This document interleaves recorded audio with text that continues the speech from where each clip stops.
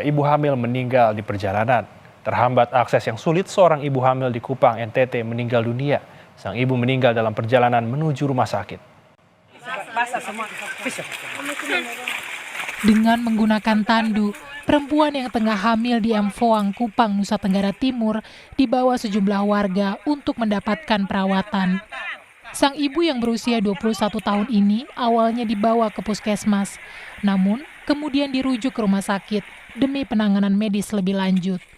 Sulitnya akses menuju rumah sakit membuat perjalanan terhambat. Bahkan, 3 jembatan yang putus di jalur yang dilalui semakin membuat perjalanan terkendala. Sang ibu akhirnya meninggal dunia di perjalanan. Nyawa beliau tidak dapat tertolong oleh karena perjalanan yang tidak bisa memungkinkan. Kenapa demikian perjalanan tidak bisa memungkinkan?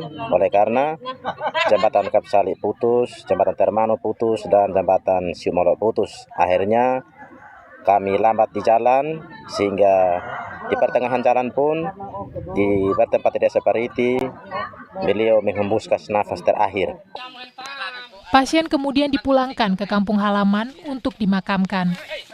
Kepala desa dan warga setempat berharap pemerintah pusat dan daerah dapat memperbaiki 3 jembatan di wilayah itu untuk mempermudah akses transportasi.